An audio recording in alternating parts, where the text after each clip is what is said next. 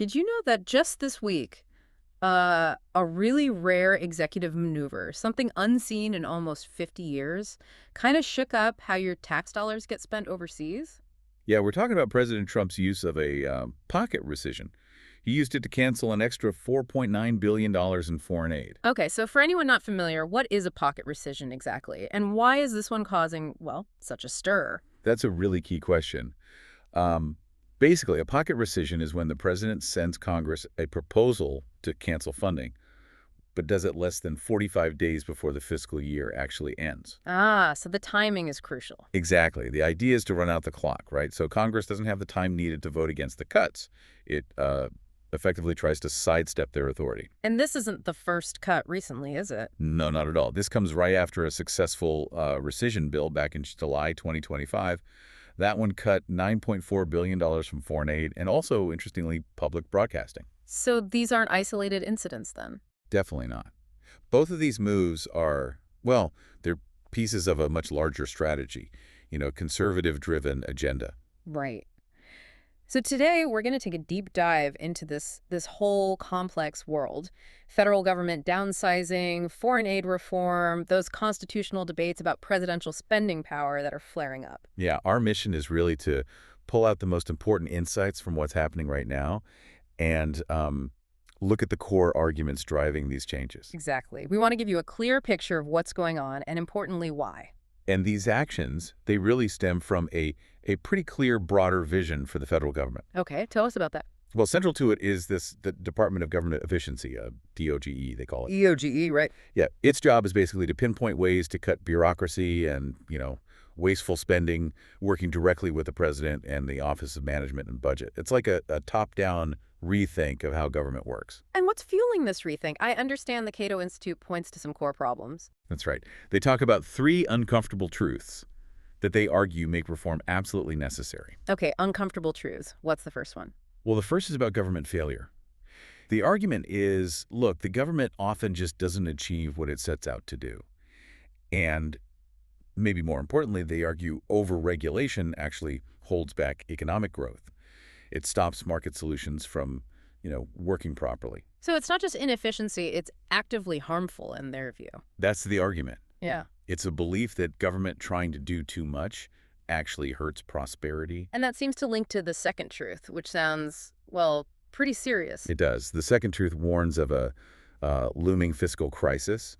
The concern is that government debt is historically high and is projected to, quote, explode to unprecedented levels. Explode. Yeah. And the risk, they say, is high inflation, slower growth, and even federal default.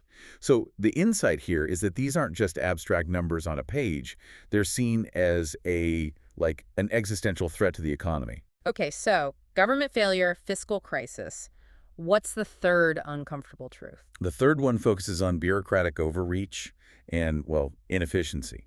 The view is that the federal government has just become this unwieldy and blunt instrument. It tries to do too much, they argue. And that leads to? Inevitably, they say, it leads to significant waste, fraud, and corruption.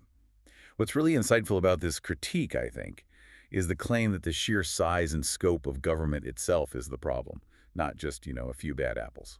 So if those are the problems they identify, what are the guiding principles for fixing them? What's the roadmap for reform look like? The principles are pretty clear-cut. First, a strong commitment to constitutionally limited government. The federal government should only do what the Constitution explicitly says it can. Stick to the script, basically. Kind of, yeah. Second, a big push for less regulation, often using executive orders to roll back rules made in the past. Then the goal of a smaller, more effective bureaucracy, and of course, big cuts to government spending. Especially targeting certain areas. Yes, particularly what they call runaway entitlement programs, like Social Security and Medicare. That's a major focus. And it's not just about cutting, is it? There's talk about taxes, too. Absolutely. Tax efficiency is key. The goal is a simpler tax code, lower rates, and getting rid of special interest deductions. The whole package, really, is aimed at achieving fiscal stability and boosting the economy by, well, getting government out of the way more. Okay, these broad principles for shrinking the government logically bring us to a specific area that's seen very recent action, foreign aid. I think for a lot of people, foreign aid means humanitarian help, like pure charity. Right. That's a common perception. But the sources we looked at paint a much more complex picture for the U.S., right? Where aid is maybe less about just giving and more about strategy. That's exactly it. Foreign aid is presented as a complex tool. It's used for strategic influence, maybe to secure votes at the UN or get permission for military bases somewhere important. And supporting allies. Definitely. It plays a big role in backing allied governments, think Iraq or Israel, and also directly pushing back against rivals like China or Russia. There's also this interesting historical angle. Oh, yeah. Yeah, how long-term aid investments actually helped turn former enemies like Germany and Japan after World War II into really close allies. It shows its potential for, reshaping geopolitics over time. But there's a very strong, very vocal conservative critique of foreign aid right now. One big point seems to be about inefficiency and a lack of transparency. What's the argument there? Well, critics, including some economists like William Easterly and Raghuram Rajan, point to studies suggesting there's no relationship or negative relationship between economic assistance and growth and development in recipient nations. Really? No relationship or negative? That's what their research suggests. They argue that things like market liberalization opening up economies are often much more effective for growth. So it raises real questions about whether billions in taxpayer money are actually achieving the intended results. And those figures on overhead costs and accountability you mentioned earlier, they were pretty stark. They really are. There are major concerns about aid money just being, siphoned off by corrupt officials in other countries. Senator Joni Ernst did an investigation in 2023. I remember reading about that. Yeah, it found that apparently half of aid funds are spent on overhead. Half. And then a 2024 government audit found USA, the main agency, could not account for $142.5 billion in overhead charges. Wow, $142.5 billion unaccounted for. That's the finding reported. Yeah. So that kind of thing really fuels the argument that a lot of aid maybe just gets lost in bureaucracy or doesn't reach the people it's supposed to help. Beyond the money aspect, there's another major line of criticism focusing on what gets called woke or politically biased programs. The argument is that USAI has sort of drifted from its original mission. Right. The original mission being things like countering communism, disaster relief. The accusation now is that it's shifted, especially under the Biden administration, towards promoting what critics call radical social agendas. Okay, like what specifically? What kind of programs are being targeted? Well, the examples given include promoting ideologies related to population control, LGBTQ+ issues, and abortion. For instance, PEPFAR, that's the President's Emergency Plan for AIDS Relief. It's been argued that it's become an LGBTQ+ and abortion promotion program filled with fraud. And there were specific incidents cited? Yes. There were reports between 2021 and 2023 about corrupt officials in Zambia allegedly taking PEPFAR medicines.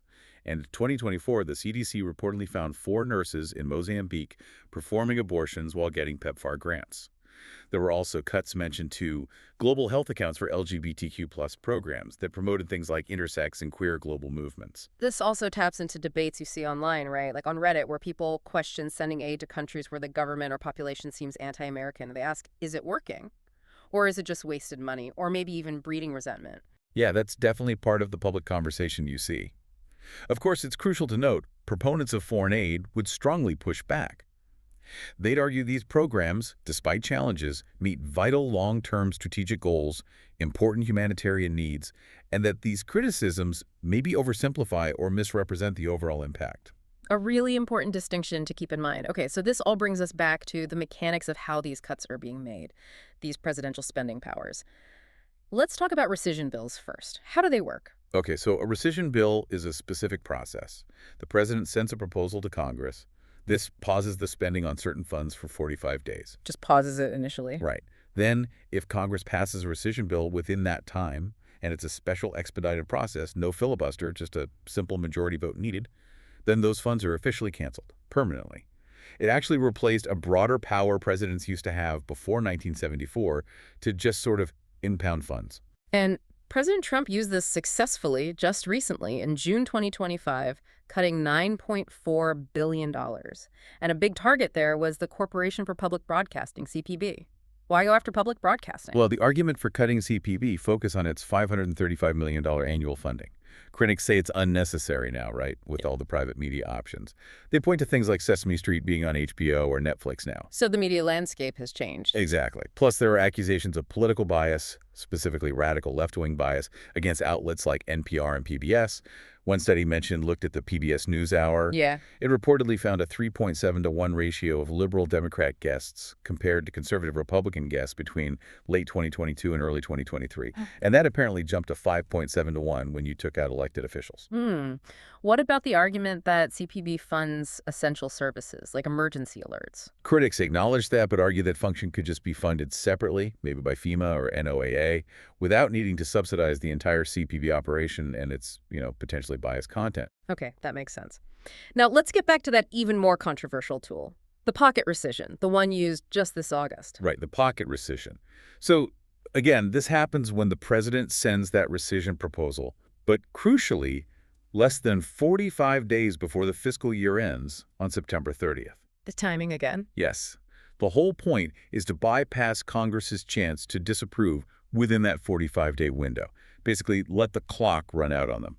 That really sounds like it sets up a major clash, constitutionally speaking. What's the legal fight about? Oh, it's a huge conflict. Critics absolutely call it an illegal impoundment.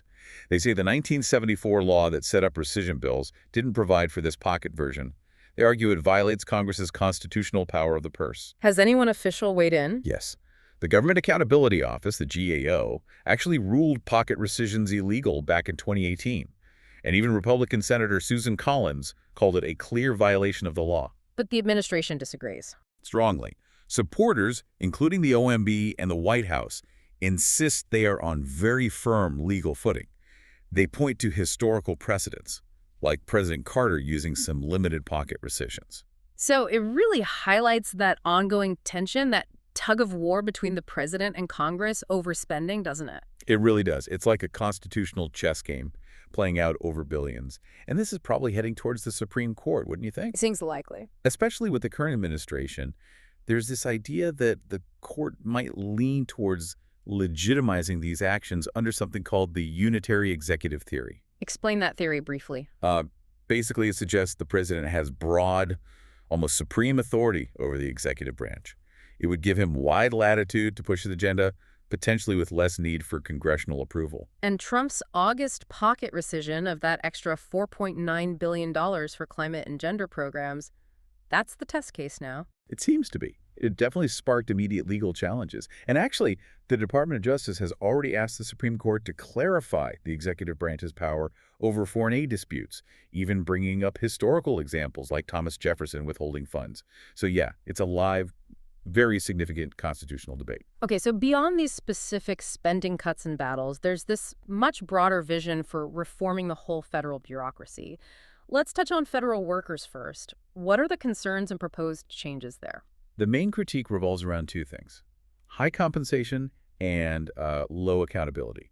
Figures from 2023 show federal civilian workers earned, on average, $157,000 in wages and benefits. Compared to the private sector. Significantly higher. The private sector average was around $94,000. Combine that with low quit rates and low firing rates, and the argument is it creates a kind of sclerotic culture infected with groupthink. So what's the proposed fix? Proposals include cutting employee benefits. They estimate a 10% cut could save $40 billion a year. Also, downsizing federal employment itself, another potential $40 billion annual saving with a 10% cut. Plus, ideas like limiting federal unions, making it easier to fire underperforming employees, and ending affirmative action in federal hiring and contracting to boost, merit-based accountability. And then there's the idea of privatization and transferring assets. What's the thinking behind that? The core argument is pretty simple.